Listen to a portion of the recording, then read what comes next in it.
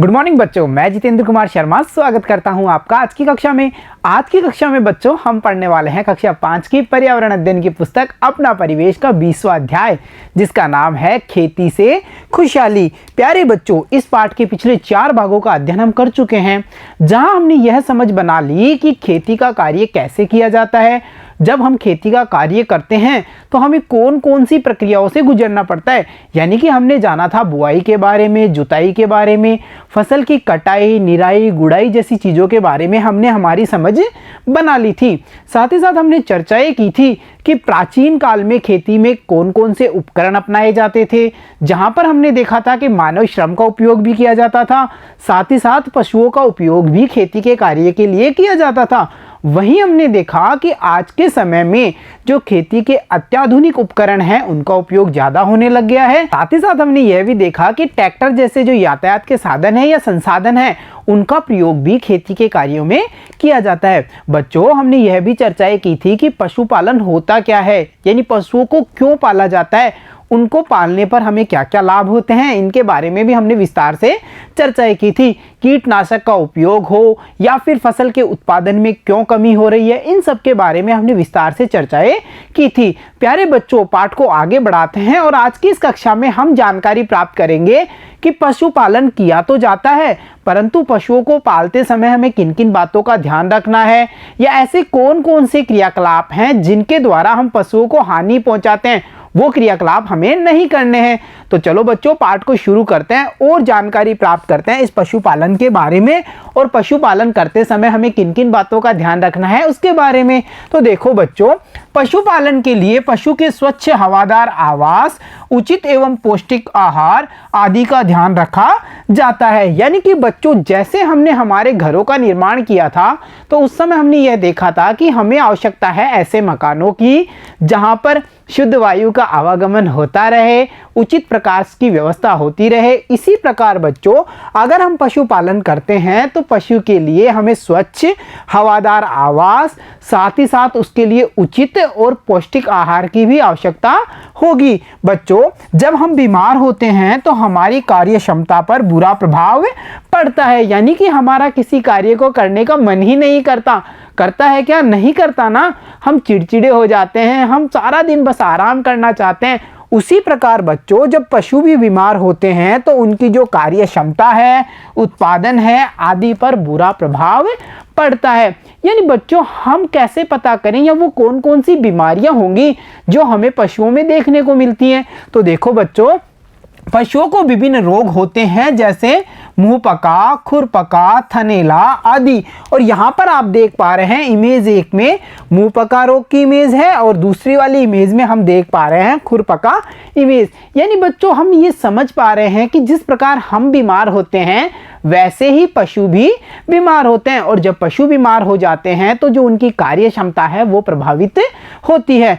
तो चलिए बच्चों, अब इस पर आधारित कुछ आसान से प्रश्नों को हल करने की कोशिश की जाए। तो चलो शुरू करते हैं, पता कीजिए और लिखिए। देखो बच्चों, जो हमसे पहला प्रश्न किया है वो है, अपने आसपास की गौशाला में जाकर देखिए कि गोधन के लिए किस किस तरह की व्यवस्थाएं की गई हैं। प्यारे बच्चों, गौशाला वह स्थान होता है जहां पर गायों को रखा जाता है, और गोधन मतलब चाहे गाय हो, गाय के बछड़े हो, उन सबको मिलाकर के हम एक शब्द उपयोग में लेते हैं और वो है गोधन। तो हमें क्या करना है, अपने आसपास की जो गौशाला है उसका भ्रमण करना है और वहां देखना है कि इस गोधन के लिए वहां पर कौन कौन सी व्यवस्थाएं की गई हैं। तो बच्चों, जब मैंने मेरे पास वाली जो गौशाला है उसका भ्रमण किया तो मुझे क्या पता चला, देखो मैंने वहां जो व्यवस्थाएं देखी वो मैं आपके साथ में शेयर करता हूं। जैसे मैंने देखा कि वहां पर गायों को रहने व खाने पीने की व्यवस्था की गई है। यानी बच्चों, वहां पर 2 प्रकार की व्यवस्थाएं थी, जिनमें पहली जो व्यवस्था थी वो थी गायों को रहने की, और उनके जो खाने पीने की व्यवस्था है वो। तो हम देखते हैं कि इन व्यवस्थाओं के लिए वहां पर कौन कौन से उपाय अपनाए गए। तो देखो, गौशाला में सैकड़ों गायों के लिए एक साथ चारा खाने व रहने की उचित व्यवस्था की गई है। साथ ही साथ मैंने देखा कि पानी पीने के लिए इंजन की सहायता से पानी की टंकियां भर दी जाती हैं, और फिर इस जो टंकियां भरी गई हैं इन टंकियों से पानी को जो उनका पीने का स्थान होता है पानी पीने का, वहां पर उपलब्ध करवा दिया जाता है। साथ ही साथ गायों को हरा चारा, चोकर तथा भूसा खिलाया जाता है। बछड़े व बछड़ियों के लिए रहने व देखभाल के लिए भी अलग से व्यवस्था की गई थी। और साथ साथ बच्चों मैंने यह भी देखा कि गौशाला में जितनी गाय या पशु रखे गए हैं उनका समय समय पर चिकित्सक के द्वारा चिकित्सा जांच भी की जा रही थी, यानी कि उनका उचित प्रकार से देखभाल किया गया। साथ ही साथ बच्चों जो दूसरे प्रकार की व्यवस्था थी, यानी गौशाला के संचालन के लिए जो धन की व्यवस्था है उसके लिए भी कई सारे उपाय किए गए हैं वहां पर। क्योंकि देखो बच्चों, ये आसान काम थोड़ी है कि गौशाला को चलाना हो। किसी भी कार्य के लिए हमें धन की आवश्यकता होती है, तो इस गौशाला को चलाने के लिए भी जो धन का प्रबंध किया गया है उसके लिए कई सारे उपाय अपनाए गए। वो कौन कौन से हैं? देखो, गायों का जो दूध है, दही, घी तथा मक्खन वहां बेचा जाता है, जिससे क्या होता है कि जो धन प्राप्त होता है उसकी उपयोग या उसका उपयोग इस गौशाला के सफल संचालन के लिए किया जा रहा है।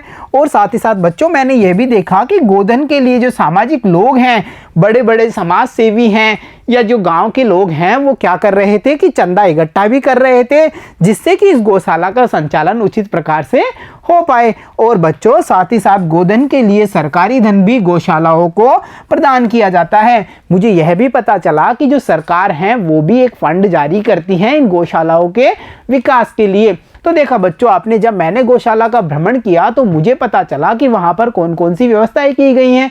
तो चलो बच्चों, अब बढ़ते हैं अगले प्रश्न पर। और अगला प्रश्न है, पशुओं को रोग होने पर पशुपालक क्या करते हैं? यानी जब पशु बीमार हो जाते हैं तो उन्हें जो पालने वाले व्यक्ति हैं वो क्या करते हैं? तो जाहिर सी बात है बच्चों, जब हम बीमार होते हैं तो हम क्या करते हैं? हमें जो हमारे पालने वाले यानी माता पिता या हमारे बड़े हैं वो हमें चिकित्सक के पास ले जाते हैं। वैसे ही बच्चों, जो पशुओं को रोग होता है तो जो पशुपालक हैं वो क्या करते हैं? वो पशुओं को रोग होने पर उन्हें चिकित्सक को दिखाते हैं और साथ ही साथ यदि आवश्यकता होती है तो उन्हें वो चिकित्सालय में ले जा करके उनका इलाज भी करवाते हैं। यानी कि अगर बच्चों चिकित्सक के घर आने पर, देखने पर, दवाई देने पर अगर पशु ठीक हो जाता है तो सही बात है। अगर पशु की बीमारी फिर भी ठीक नहीं होती तो जो पशु चिकित्सालय हैं वहां पर उन्हें ले जाया जाता है और उनका उपचार किया जाता है। तो ये वो कार्य हैं जब पशुओं के बीमार होने पर पशुपालक के द्वारा किए जाते हैं। तो देखा बच्चों, आपने आज के इस अध्याय यानी खेती से खुशहाली में हमने यह जानकारियां प्राप्त की कि कैसे खेती का कार्य किया जाता है, पशुपालन का कार्य कैसे किया जाता है, पशुओं को पालते समय हमें किन किन बातों का ध्यान रखना चाहिए। साथ ही साथ बच्चों, हमें एक विशेष बात का और भी ध्यान देना है। वो कौन सी बात है? देखो, क्या होता है कि आजकल कुछ लोग खाने पीने की जो वस्तुएं हैं और जो उसके कचरे हैं उसको प्लास्टिक की थैली में डालकर इधर उधर फेंक देते हैं। और आपने भी देखा होगा कि घरों में जो खाने पीने की सामग्री होती है, वेस्टेज होता है या फिर कचरा होता है खाने पीने की सामग्री से बचा हुआ, जैसे फलों के छिलके, सब्जी के छिलके, इन सबको प्लास्टिक की थैली में डालकर इधर उधर फेंक दिया जाता है, जो एक अच्छी बात नहीं है। बच्चों, इसका क्या परिणाम होता है? इसका ये परिणाम होता है कि पशु उन्हें खा लेते हैं। जैसा कि इस इमेज में आप देख पा रहे हैं, इस गाय को जिसने इस पॉलीथीन की थैली को भी भोजन की जो सामग्री है, खाने की जो सामग्री है उसके सहित ही इसको खा लिया है। बच्चों, ये थैलियां पशुओं के पेट में जाकर के जमा हो जाती हैं, जिससे उनकी जो आंतें हैं वो अवरुद्ध हो जाती हैं और वे मर जाते हैं। तो देखा बच्चों, आपने हमारी एक छोटी सी लापरवाही के कारण एक पशु की जान भी जा सकती है। तो हमें यह ध्यान रखना है कि अगर हम किसी खाने की वस्तु से बचे हुए कचरे को अगर हमने पॉलीथीन की थैली में रखा है तो जब हम उसे फेंकने या पशुओं को डालने के लिए जाते हैं तो हमें उसे उचित प्रकार से खाली करके पॉलीथीन की थैली को वहां से प्राप्त कर लेना चाहिए। यानी हमें कचरे को तो डाल देना चाहिए, पॉलीथीन को वहां से हटा देना चाहिए। अगर हम ऐसा नहीं करेंगे तो जो पशु हैं वो उन्हें खा लेंगे और फिर उनकी मृत्यु भी हो सकती है। तो बच्चों, देखा आपने, ये वो बातें हैं जिनका हमें विशेष रूप से ध्यान रखना है। प्यारे बच्चों, अब हम जानकारी प्राप्त करते हैं और पशुपालन से जुड़े हुए छोटे छोटे व्यवसायों के बारे में कि इन पशुओं को पाला जाता है तो क्या इनके द्वारा किसी व्यवसाय का संचालन भी किया जाता है। तो देखो बच्चों, अनेक लोग पशुपालन को व्यवसाय के रूप में अपनाते हैं। यानी इन पशुओं को पाल करके कुछ लोग अपनी जीविकाओं को जीविका भी गुजारते हैं, यानी कि वो इन्हें पालते हैं किस लिए, अपने व्यवसाय को चलाने के लिए। जैसे हम देखते हैं कि दुधारू पशुओं को पाल करके उनका दूध बेचने का व्यवसाय किया जाता है, जिसे हम डेयरी के व्यवसाय के नाम से जानते हैं। जैसा हम इमेज में देख पा रहे हैं, ये जो पशुपालक हैं वो गाय भैंसों को पालते हैं तथा इनसे प्राप्त होने वाले दूध को वो बेचते हैं, और ये जो व्यवसाय है उसे हम डेयरी का व्यवसाय या डेयरी व्यवसाय के नाम से जानते हैं। साथ ही साथ देखो बच्चों, घोड़े पालने वाले अनेक व्यवसाय करते हैं, जैसे तांगा चलाना, घुड़दौड़ में भाग लेना, खेलों के लिए घोड़े उपलब्ध कराना, शादी में दूल्हा दुल्हन के लिए घोड़े उपलब्ध करवाना। तो ये इतने सारे व्यवसाय एक घोड़े पालने से ही जुड़े हुए हैं। देखा हमने कि पशुओं को पाल करके अनेक सारे व्यवसायों का संचालन भी किया जाता है। अब बच्चों, जैसे हमने देखा तांगा चलाना है तो इसके लिए हमें घोड़े की आवश्यकता होगी। घुड़दौड़ की जो प्रतियोगिताएं होती हैं उसके लिए भी हमें घोड़े की आवश्यकता होती है। खेलों के लिए जैसे पोलो जैसे खेल हैं जिनके लिए घोड़े की आवश्यकता होती है। साथ ही साथ हमने देखा शादी विवाह जैसे अवसरों पर भी घोड़े की उपलब्धता चाहिए होती है, और ये सब कार्य जो घोड़े पालने वाले हैं वो करते हैं। तो देखा आपने कैसे पशुओं को पाल करके अनेक सारे व्यवसायों का संचालन किया जाता है। तो प्यारे बच्चों, जब हमने इतना ज्ञान प्राप्त कर लिया तो एक आसान से प्रश्न को हल किया जाए। तो चलो सोचिए और लिखिए। देखो बच्चों, हमारा जो प्रश्न है वो है, आपके आसपास पशुपालन द्वारा कौन कौन से व्यवसाय किए जाते हैं। जैसे बच्चों हमने देखा कि दुधारू पशुओं को पाल करके डेयरी व्यवसाय किया जा रहा है, वैसे ही हमने देखा कि घोड़े को पाल करके अनेक सारे व्यवसायों का संचालन किया जा रहा है।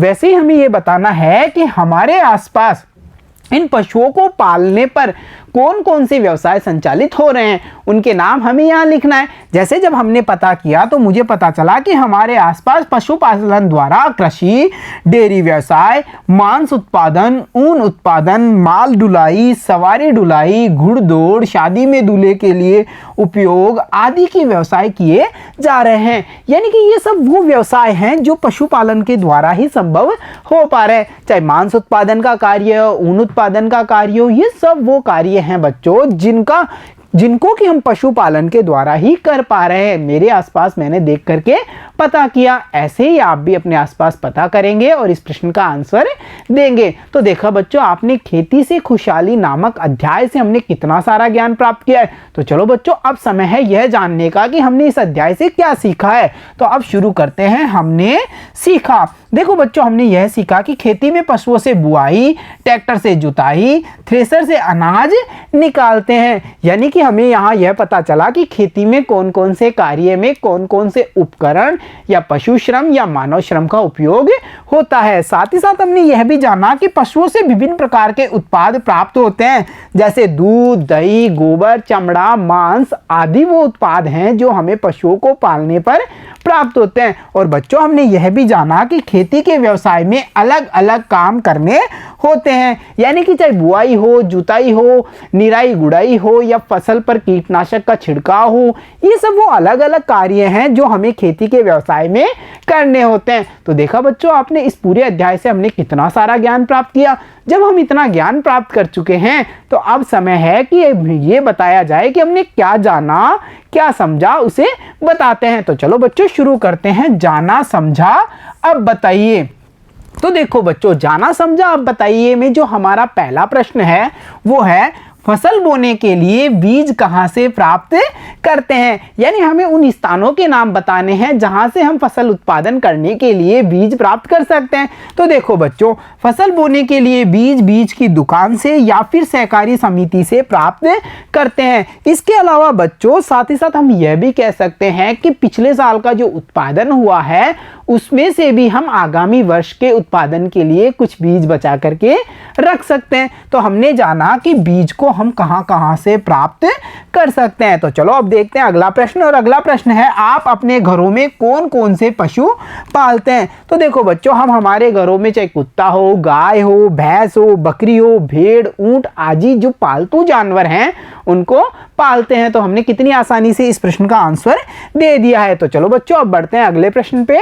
और अगला प्रश्न है, खेतों की मिट्टी को उपजाऊ बनाने के लिए कौन कौन से रासायनिक खाद का उपयोग किया जाता है। तो बच्चों, इसके बारे में हमने जब अध्याय का अध्ययन किया था तो विस्तार से जाना था कि चाहे यूरिया हो डीएपी हो, जिंक फॉस्फेट हो, एनपीए हो आदि वो रासायनिक खाद हैं जिनका उपयोग हम खेती में करते हैं और इसके द्वारा जो मिट्टी है उसको उपजाऊ बनाने का कार्य किया जाता है। तो हमने यहाँ जाना रासायनिक खाद के बारे में। तो चलो बच्चों अब देखते हैं हमारा अगला प्रश्न। और जो हमारा अगला प्रश्न है वो है प्लास्टिक थैलियों का उपयोग क्यों नहीं किया जाना चाहिए।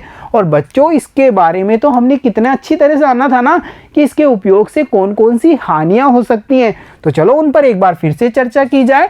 प्लास्टिक की थैलियों का उपयोग निम्नलिखित कारणों से नहीं किया जाना चाहिए, क्योंकि प्लास्टिक की थैलियों को लोग फेंक देते हैं, जिससे पशु क्या करते हैं, इन थैलियों को खा लेते हैं और ये थैलियां उनके पेट में जमा होती रहती हैं, जिससे उनकी आंतें अवरुद्ध हो जाती हैं और उनकी मृत्यु भी हो सकती है। साथ ही साथ देखो बच्चों, जो प्लास्टिक की थैलियां हैं वो नालियों को रोक करके चॉक कर देती हैं, यानी उन्हें जाम कर देती हैं, जिससे मक्खी मच्छर जैसे जीव पनपते हैं और अनेक सारी बीमारियां उत्पन्न होती हैं। और इससे बच्चों चारों तरफ गंदगी फैल जाती है। प्लास्टिक की थैलियां जमीन की उपजाऊ क्षमता को कम कर देती हैं। और साथ ही साथ देखो बच्चों, पॉलीथीन की थैलियों में रखी वस्तु खाने से हमारे स्वास्थ्य पर भी बुरा प्रभाव पड़ता है। तो बच्चों ये वो सब कारण हैं जिनके लिए यह कहा गया है कि अगर हमें इन सब परेशानियों से बचना है तो हमें क्या करना है, हमें प्लास्टिक की थैलियों का उपयोग नहीं करना चाहिए। तो चलो बच्चों, जब हमने इतना सारा ज्ञान प्राप्त कर लिया तो अब समय है इस अध्याय से हमने क्या शिक्षा प्राप्त की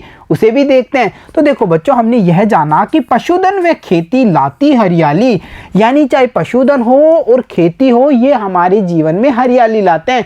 यानी हमने ये जाना कि पशुपालन और खेती का व्यवसाय वह व्यवसाय है जिसके द्वारा हम बड़ी कुशलता से, बड़ी सुख सुविधाओं से अपने जीवन को यापन कर सकते हैं। और बच्चों, जीवन सुख में बना करके ये लाते हैं हमारे जीवन में खुशहाली। तो देखा बच्चों आपने कि पशुपालन और खेती का व्यवसाय वह व्यवसाय है जिसके द्वारा हम हमारे जीवन को सुखमय बना सकते हैं। तो प्यारे बच्चों, आज की इस कक्षा में इतना ही। मिलता हूं आपसे अगली कक्षा में, तब तक के लिए धन्यवाद बच्चों।